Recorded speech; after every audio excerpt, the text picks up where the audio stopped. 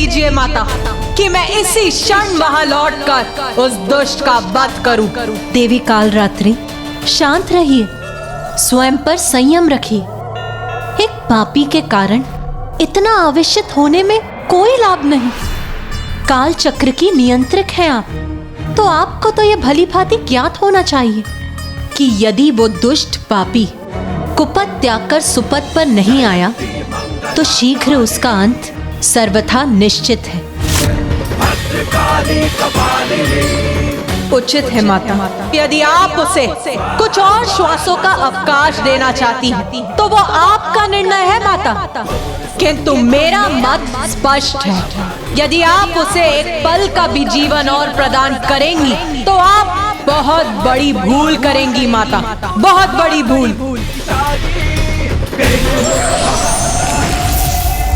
हाँ, भूल की थी मैंने, आपकी पूजा कर, आप पर निर्भर होकर। तो सुधार ले अपनी भूल, मुक्त कर दे मुझे, अपनी अधिष्ठात्री देवी होने के दायित्व से मुक्त कर दे मुझे। क्यों बार बार तामसिक पूजा के बल से मेरा ही आवाहन कर मुझसे सहायता की भिक्षा मांगता है? साम दाम दंड भेद सबका प्रयोग उचित है माता, विजय प्राप्ति के लिए।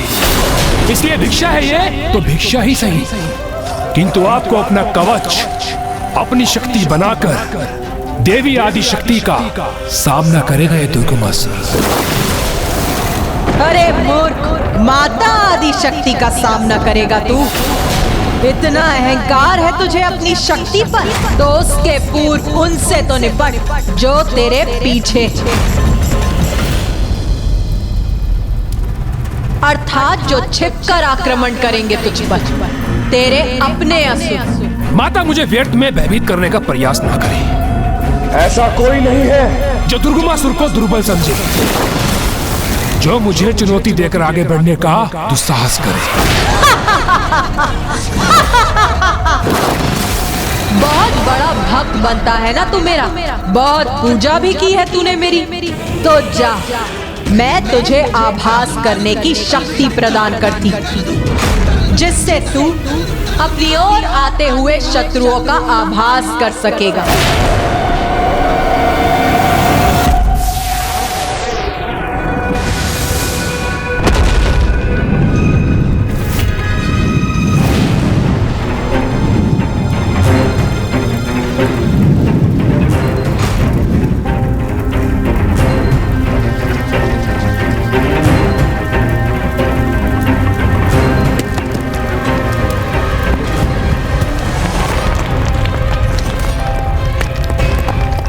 अरे ये क्या, सदा अपने स्थान पर स्थिर रहने वाला ये पर्वत अचानक गतिशील कैसे हो गया?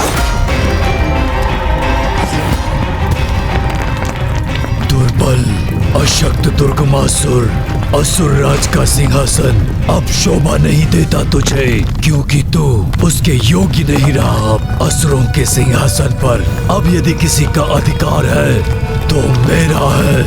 अरुणासुर का अधिकार है उस पर। अरुणासुर?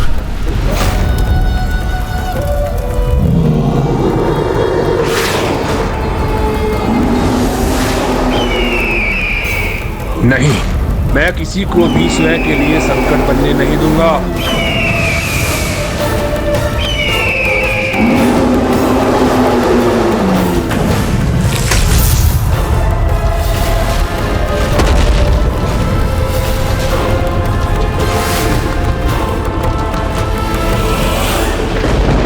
क्या हुआ पुत्र गणेश? कोई चिंता सता रही है तुम्हें? माता कालरात्रि का ये विश्वास है कि उस दुष्ट महापापी दुर्गमासुर को पल भर के लिए भी जीवित छोड़ना बहुत बड़ी भूल होगी। उनका ये विश्वास उचित नहीं प्रतीत होता आपको? पुत्र गणेश, देवी कालरात्रि का विश्वास उनके स्थान पर उचित है, किंतु दुर्गमासुर जैसे महापापियों के पापों का भार उसके साथ अन्य महापापियों के विनाश का द्वार भी खोलेगा। और निश्चित रहो पुत्र, जब ऐसा होगा तब वो उसके विनाश का उपयुक्त समय होगा।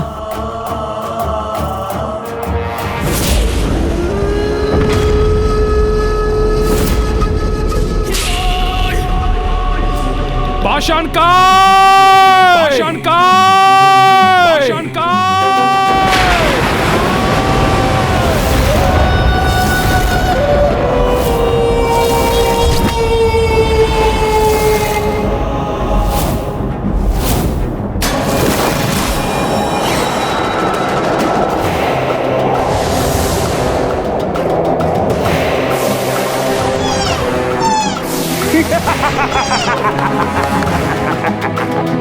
पाषाणकाय! पाषाणकाय!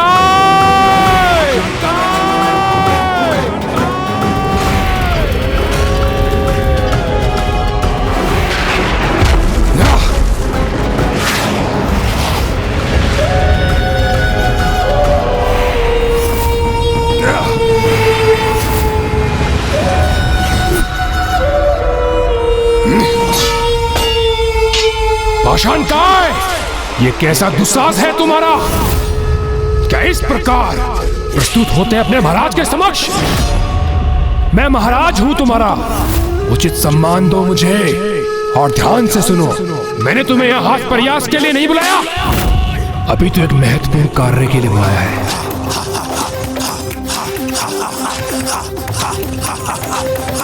जाओ, यथाशीघ्र जाकर यहाँ की सुरक्षा का दायित्व संभालो। एक द्रोही असुर मुझ पर, तुम्हारे महाराज पर आक्रमण करने के लिए यहाँ पर आ रहा है। स्मरण रहे, वो यहाँ प्रवेश करने पर तनिक भी श्वास लेने के योग्य न रहे। चिंता न करें असुर महाराज, आपका आदेश मेरा कर्तव्य है। मैं अभी मुख्य द्वार पर स्थित हो जाता हूँ और मेरे रहते कोई भी शत्रु प्रवेश नहीं कर सकेगा।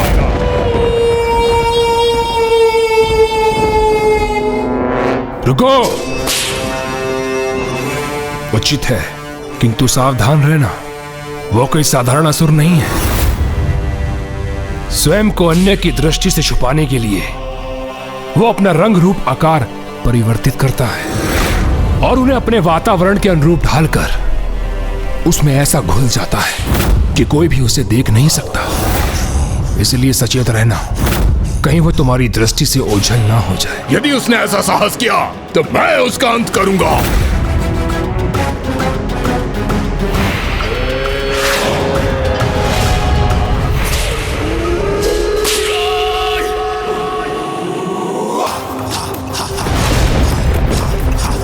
अरुणासुर, जो भी हो तुम, मेरा यह सेवक पाषाणकाय तुम्हें अपने पैरों तले कुचल कर रख देगा।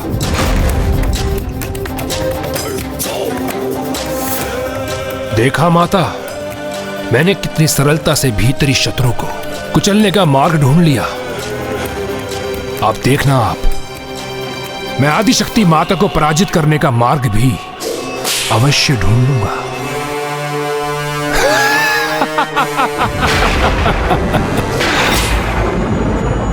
माँ, प्रतीत होता है आपको जिस समय की प्रतीक्षा थी वो समय आ चुका है। हाँ माँ, क्या अब वो दुराचारी असुर अपनी सारी सीमाओं का उल्लंघन कर चुका है? हाँ पुत्र, जब दुर्गमासुर ने अपने प्राणों को दांव पर लगाने का हठ कर ही लिया है, तो फिर उसकी ये इच्छा पूर्ण करना एक माँ का कर्तव्य है। उसकी ये इच्छा अवश्य पूर्ण होगी।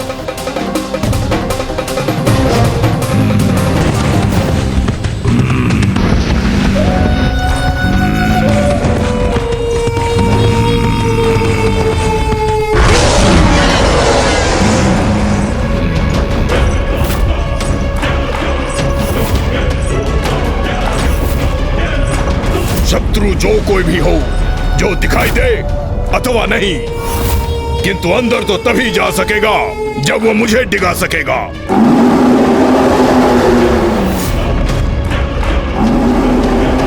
जो कोई भी हो, द्रोही असुर, सुनो मेरी चेतावनी, मुझे मेरे स्थान से नहीं डिगा सकोगे तुम। कहता था मुझे अपने स्थान से कोई नहीं डिगा सकता, लो डिगा ही नहीं दिया, अपितु अपने उदर में भी समाहित कर लिया तुम्हें। दुर्गमासुर, आ रहा हूँ मैं अपने सिंहासन पर स्थित होने, जिसका मैं ही अब एकमात्र अधिकारी हूँ। मेरे चारों ओर चमकीले आवरण होने का ये कैसा आभास हो रहा है मुझे।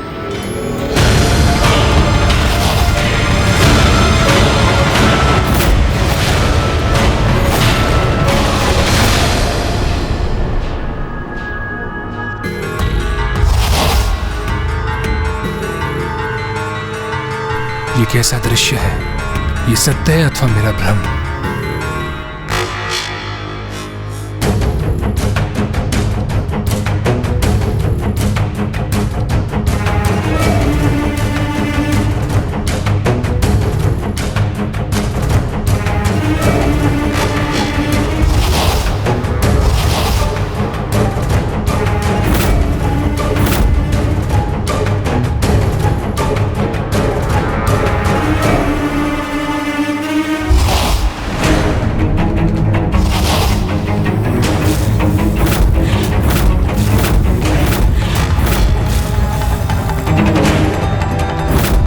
माता तो मेरी बुद्धि के साथ कोई क्रीड़ा नहीं कर रही है। ये दृश्य उनके द्वारा उत्पन्न भ्रम है अथवा वास्तव में ऐसा घटित हो रहा है? नहीं नहीं, कोई चिंता का कारण नहीं है। ये दृश्य कदापि सत्य नहीं हो सकते, क्योंकि पाषाण काय के होते हुए मेरे भवन में कोई प्रवेश कर ही नहीं सकता।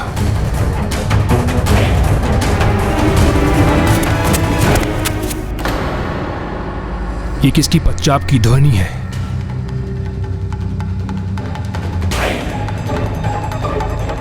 क्या वो यहां तक पहुंच चुका है?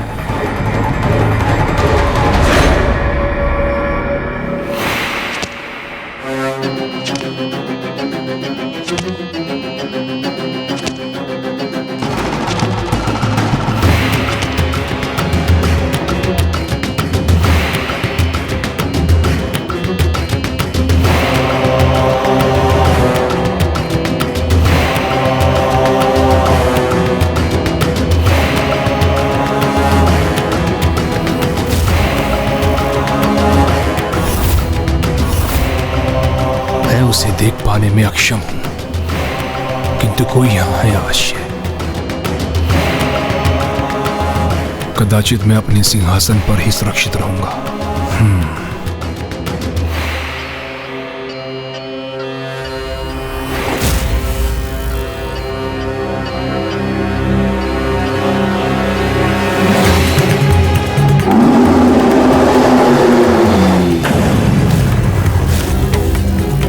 किसके श्वास लेने की ध्वनि सुनी है मैंने?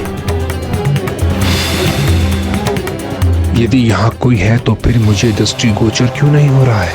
कहीं मेरा कपोल कल्पित भय सत्य तो नहीं होने जा रहा?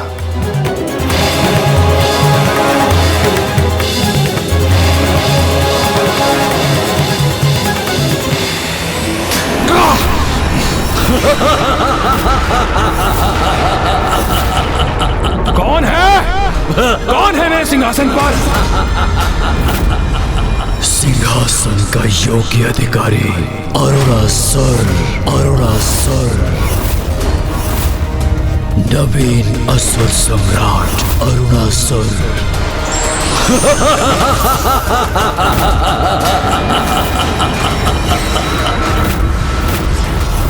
नवीन असुर सम्राट अरुणासुर, अरुणासुर।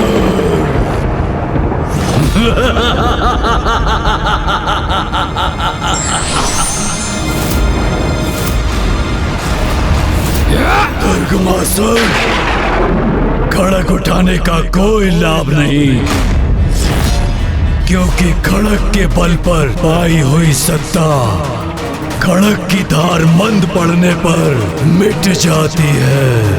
आज से तुम्हारा शासन समाप्त और मेरा शासन प्रारंभ हुआ।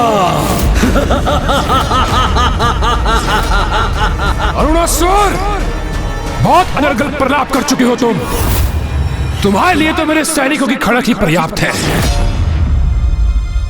सैनिकों, वध कर दो इस दुष्ट का।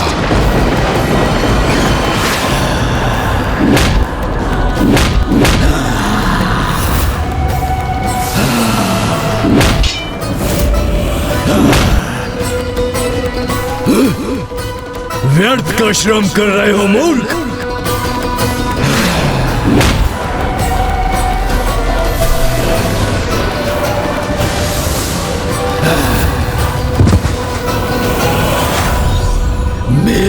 उदर तो भर चुका है, फिर इसे कैसे अपना आहार बनाता।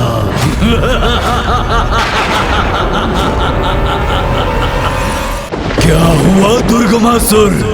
ऐसे स्तब्ध खड़े होकर मुझे क्यों देख रहे हो? अपनी सत्ता पलटते देखकर स्वयं के नेत्रों पर विश्वास नहीं हो रहा है क्या? क्षमा नहीं करूंगा तुम्हें, तुम्हारी इस उदंडता का दंड दूंगा तुम्हें। पाषाण का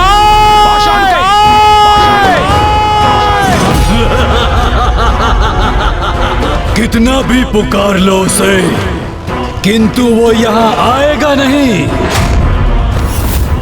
मैं महाराज हूँ उसका, मेरे आदेश का पालन अवश्य करेगा। उचित कहा तुमने, वो तो उसका प्रयास कर रहा है किंतु सफल नहीं होगा, क्योंकि जो एक बार मेरे उदर में समाहित हो गया वो कभी मुक्त नहीं होता।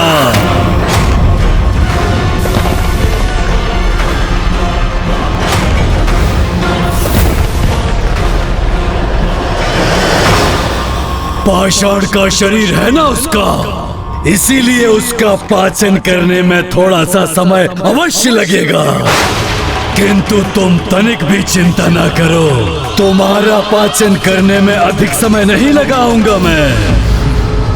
खुले नेत्रों से स्वप्न देख रहे हो तुम अरुणासुर, क्योंकि ऐसा समय कभी नहीं आएगा। मैं अभी इसी क्षण तुम्हारा वध करूंगा, किंतु उससे पूर्व तुम्हारी जीवा को तुम्हारे मुख से विलक करूंगा मैं।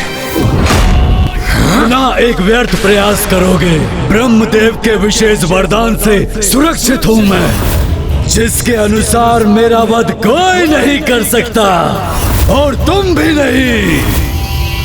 मुझसे पराजित होना तो नियति है तुम्हारी, इसीलिए अपने प्राणों की रक्षा चाहते हो तो स्वेच्छा से त्याग दो ये सिंहासन, अथवा तुम्हें भी मेरा भोजन बनना पड़ेगा। कदाचित तुम भी भूल रहे हो, मुझे भी ब्रह्मदेव का वरदान प्राप्त है, जिसके अनुसार इस संसार में कोई भी मेरा वध नहीं कर सकता। वध नहीं किया जा सकता तुम्हारा, परंतु निगला तो जा सकता है ना तुम्हें, फिर आजीवन तड़पते रहना मेरे उदर की जठराग्नि में।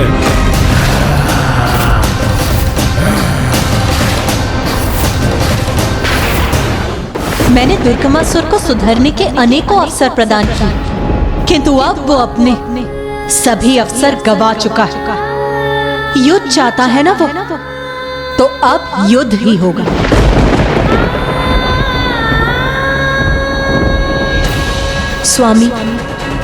स्वामी मुझे आज्ञा दीजिए, मुझे विंध्याचल पर्वत पर स्थित होना होगा। विंध्याचल पर्वत? अर्थात अब उस असुर का अपनी नियति, अपने काल से भेंट करने का समय आ गया है। या देवी सर्वभूतेषु मारूपेण संस्थिता, नमस्तस्यै नमस्तस्यै नमस्तस्यै नमो नमः।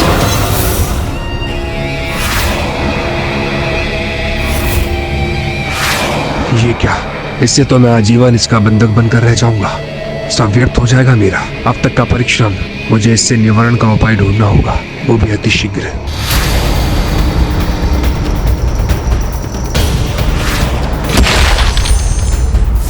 समझ गया मैं समझ गया, सब स्पष्ट हो गया मुझे।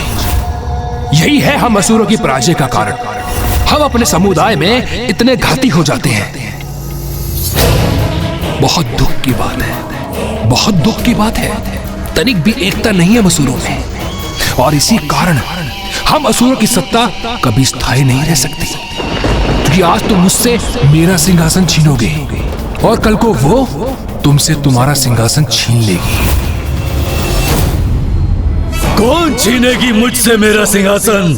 वही देवी जो मेरी, तुम्हारी और तुम्हारे साथ साथ सभी असुरों की शत्रु है, जिसने प्रबल प्रतापी महिषासुर का वध किया था और हमारे महाराज महाशक्तिशाली शुंभ निशुंभ का भी वध कर दिया था।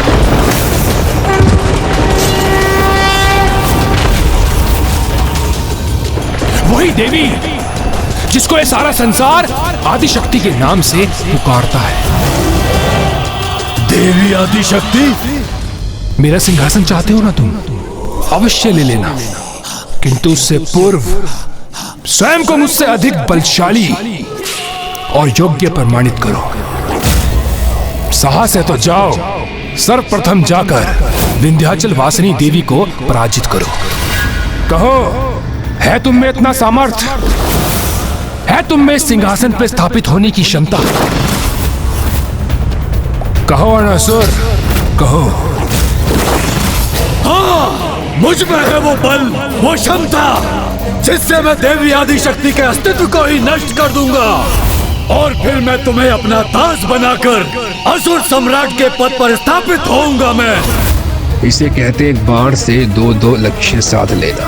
अब आदिशक्ति और अनासुर के मध्य भीषण युद्ध का परिणाम होगा। अब अंत जिसका भी हो, आनंद तो मैं ही मिलाऊंगा। कहो, यह स्वीकार है तुम्हें?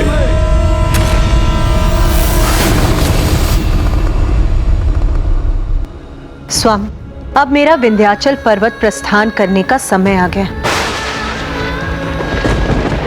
क्योंकि अब पुनः एक बार देवताओं और असुरों का महासंग्राम होने वाला।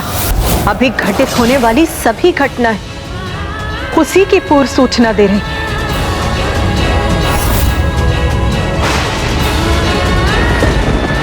अर्थात अब उस असुर का अपनी नियति, अपने काल से भेंट करने का समय आ गया है। 100 मूर्ख मित्रों की संगति में रहने से अच्छा है एक ज्ञानी शत्रु की शत्रुता को वहन करना, क्योंकि हो सकता है शत्रु का ज्ञान ही आपका मार्गदर्शक बन जाए।